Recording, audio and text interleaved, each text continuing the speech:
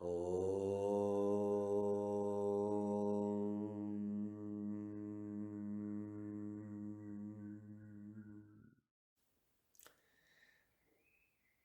next knot in illusion is greed. And greed is essentially the denial that you are the source of everything. Because it comes from that belief that you are the body-mind complex, and you need to accumulate everything which is beyond yourself, that little self. And it's like piling up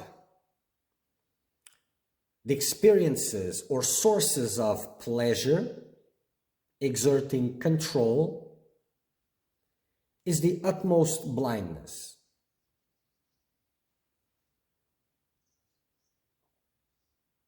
So greed has its materialistic expressions, which speaks about the values that that person is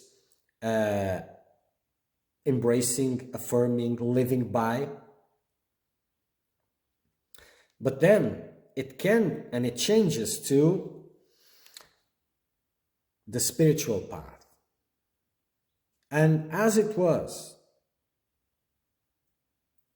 a problem in the worldly life, it becomes more so in the spiritual path.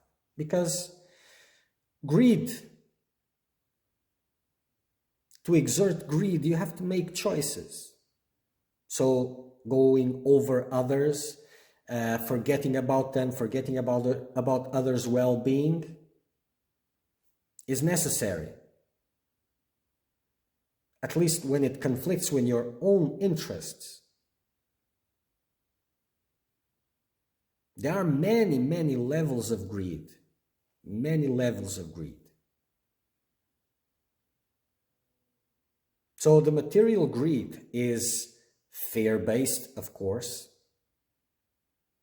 So, and the majority, the bigger the greed shows, the bigger the dependencies, which says the bigger the fears, and the bigger the fears, the bigger the greed, and the bigger self-importance you have managed to establish yourself in,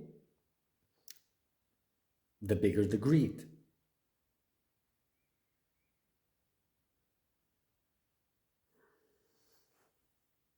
So, as greed is there, the most important part of you, which is this center, becomes closed. And what does this mean?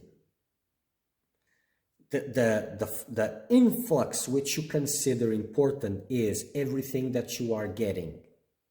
And you need to receive more and more. And there's a lot of ideas of what you should receive, what you have to receive. There's a lot of expectations about everything. And you're not exercising the giving part, the giving part. And it is the giving that opens up this center.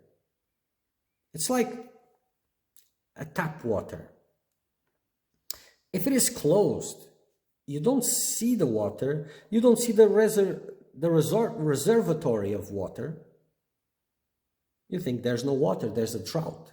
So you need to get some water from outside of that tap. But eventually, if you open the tap and water starts coming, you will see the reservatory of water, you will see the source of that water, you will see the rivers and the ocean.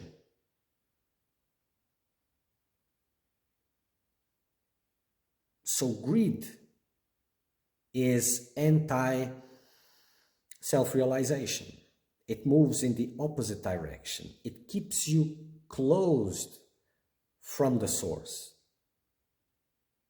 And greed harbors many other things, envy, for example, and things like that. There is material greed, there is intellectual greed, there's emotional greed, There is spiritual greed. And in this context, that's very important, because when you arrived to this part of the quest, you already understand that, well, that material greed, it's an obstacle. And, well, the more you accumulate, the more you will have to take care of, the more time you will need for that, the more fears you will have about losing it. So the more things you will have to get so that you are not experiencing that fear. And sometimes people tend to sacrifice their possessions so that they can be free from that greed, from that affliction. And if this is done properly, it brings a lot of fruits. But if it's not a sacrifice, if greed is not being touched, if this is being made by greed, by spiritual greed, then it doesn't change anything. It's an investment, not a sacrifice. You're shifting your expectancies, you're shifting your securities, you're shifting everything to a new set of circumstances. But bottom line is, the influx of me continues there. And this doesn't open, because it's in the giving in others that this opens and eventually gets flooded from within, bursts from within.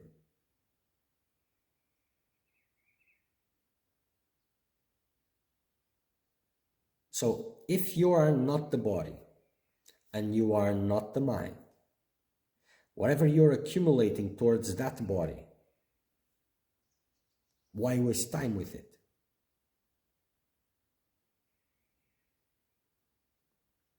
And why not using all your time to access the real source of wealth, which is your real being? And that is exerting this, countering this influx through your attitude, through your vision of the world, through your vision of others.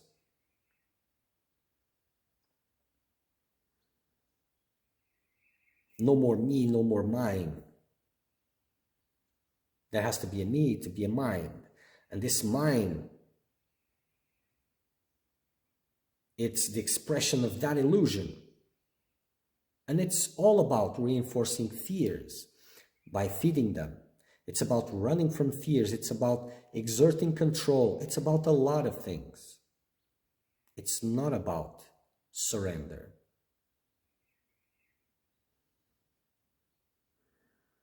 It's not about understanding the real and deep meanings of life. It's not about recognizing the divine hand everywhere. It's about recognizing the divine hand working to feed my own greed. And this is counterproductive. So there's many ways to work greed. The biggest of all is renunciation, of course. But everything goes in stages. And when you understand the obstacle that greed represents, your imagination will assist you on developing strategies. But developing this mindset of stopping this bringing things to me, possessing, holding on, controlling. Just give, give, give. Stop with the controlling.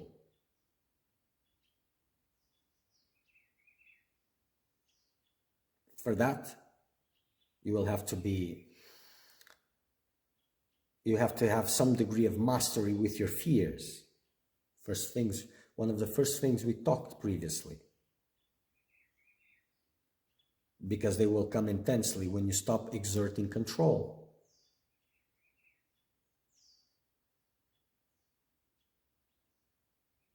So generosity is that which counters greed. It can start by sharing, but eventually has to end up in renunciation. And renunciation, it's not a circumstantial state, or at least not an external circumstantial state, is an internal one.